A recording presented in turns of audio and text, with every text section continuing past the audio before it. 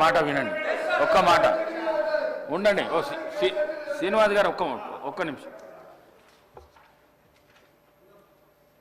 ఇది ఒక వ్యక్తికి సంబంధించిన విషయం మీరు అడిగేది.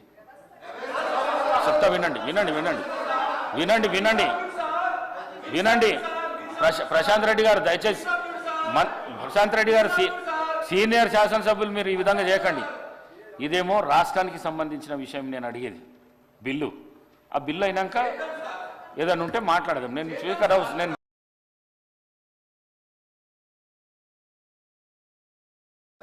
బీఆర్ఎస్ పార్టీని ఈ కార్ రేసింగ్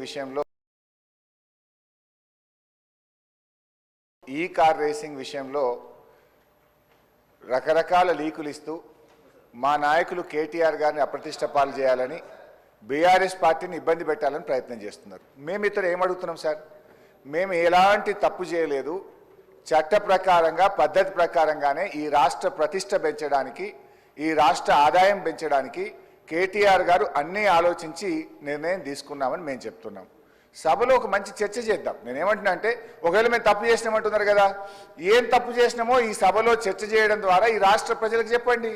మేము తప్పు చేయలేదు, మేము ఈ రాష్ట్రం కోసం చేసినామని మా నాయకుడు కేటీఆర్ గారు కానీ బీఆర్ఎస్ పార్టీ తరఫున మేము కూడా విషయాలు ప్రజల ముందు పెడదామని అంటున్నాం. మేము ప్రభుత్వాన్ని కోరేది, మాకు స్పష్టమైన హామీ ఇస్తే మేము సహకరిస్తాం. ఇవాళ ఈ బిల్ తర్వాత చర్చ పెట్టారా, ఈ బిల్లు ముందు చర్చ పెట్టారా? ప్రభుత్వం తరఫున రెవెన్యూ మినిస్టర్ గారు ఉన్నారు, వారు లేచి సార్ ఒక్క మంత్రి కూడా సభలో లేడు సార్. మీరు చూడండి, శాసనసభ అంటే ఎంత గౌరవం ఉందో ఒక్క మంత్రి కూడా సభలో లేడు sir. I don't want to going to that. మేము అనేది ఒక్కటే, ఈ కార్ రేసింగ్ విషయంలో ఈ అసెంబ్లీ నడిచేటప్పుడు ఒక ఎమ్మెల్యే గారి మీద అక్రమ కేసు పెట్టిండ్రు. దయచేసి మీ ద్వారా కోరేది, ప్రభుత్వం చిత్తశుద్ధి ఉంటే మీరు పెట్టింది అక్రమ కేసు కాకపోతే వెంటనే ఈ సభలో ఈ కార్ రేసింగ్ అంశం మీద చర్చ జరపాలని మీ ద్వారా ప్రభుత్వాన్ని కోరుతా ఉన్నాం.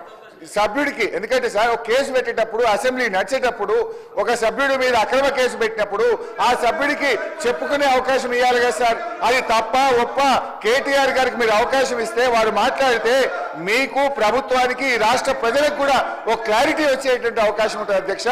ఇది ముమ్మాటికి అక్రమ కేసు. కేవలం కేటీఆర్ గారు 420 మీ హామీలను ప్రశ్నిస్తుండే కనుక లగచర్ల రైతులను ప్రశ్నించి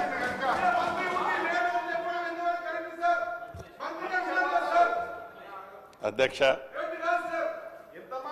గౌరవనీయులు మాజీ మంత్రివర్యులు హరీష్ రావు గారు, మంత్రిని ఒకరిని ఉన్నాను అధ్యక్ష, ఎవరూ లేరని అనటం మేము ఇంకా మంత్రిలాగా హరీష్ రావు గారు కనబడుతున్నట్టు లేదు. దురదృష్టకరం, బాధాకరం అధ్యక్ష. మీరు అనుమతిస్తే, తమరు అనుమతిస్తే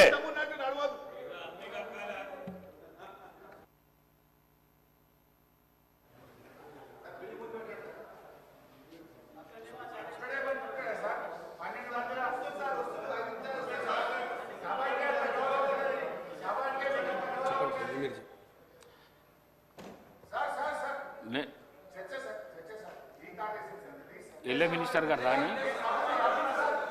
మినిస్టర్ గారు రాని నేను కొంతమంది మంత్రులు అక్కడ మండలిలో ఉన్నారు, కొంతమంది ఈడ ఉన్నారు. ఎల్ఏ మినిస్టర్ గారిని పిలిపిస్తున్నా. నేను పిలిపించినాక మీ ప్రశ్నకు సమాధానం చెప్పిస్తా. నేను పిలుస్తా. ముందు బిల్లు కానీ, గవర్నమెంట్ బిల్లు అయితే కానీ, ఇది ఇంపార్టెంట్ కదా. ఇది రాష్ట్ర ప్రజల శ్రేయస్సు గురించి కదా. ఈ బిల్లు కానీ, బిల్లు అయినాక నేను మీతో మాట్లాడుతా అంటున్నా కదా. నేను స్పీకర్ చంబర్ పిలిచి మాట్లాడతా. నేను ఇప్పుడైతే బిల్లు అయితే కానీ, బిల్లు అయినాక తీసుకుందాం. ఒక సభ్యుని గురించి రాష్ట్ర శ్రేయస్సును ఈ విధంగా మీరు సభా సమయాన్ని వృధా చేసుడు, ఇది చాలా పొరపాటు. హరీష్ రావు గారు, మీరు చాలా సీనియర్ శాసనసభ్యులు. హరీష్ రావు గారు, మీరు చాలా సీనియర్ శాసనసభ్యులు. మంత్రి పదవి కూడా చేసిండు, మీరు ఎల్ఏ మినిస్టర్ కూడా చేసిండు. మినిస్టర్ లేనప్పుడు చేయనికే వీలుండదు. రేవూరి ప్రకాష్ రెడ్డి గారు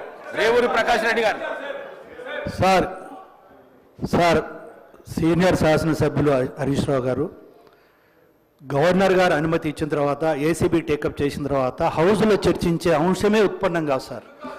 కానీ ఇష్యూను డైవర్ట్ చేయడానికి హౌస్లో అని చెప్పి పబ్లిక్లో ఒక కన్ఫ్యూజన్ క్రియేట్ చేయడానికి చేసే ప్రయత్నమే కానీ ఇది చట్టబద్ధత కాదు. ఒకసారి కేసు ఏసీబీ పోయిన తర్వాత గవర్నర్ గారు అనుమతి ఇచ్చిన తర్వాత శాసనసభలో చర్చించే అంశమే రాదు అని చెప్పి మీ ద్వారా సభ్యులకు నేను రిక్వెస్ట్ చేస్తున్నాను సార్. గౌరవ మంత్రి గారు, government bill now I will take up. అధ్యక్ష, తెలంగాణ భూభారతి రికార్డ్స్ బిల్. మంత్రి గారు. అధ్యక్ష ధన్యవాదాలు. ఏదైతే 17th నాడు 18th నాడు ఈ సభలో రాష్ట్రాల్లో ఉన్న లక్షలాది మంది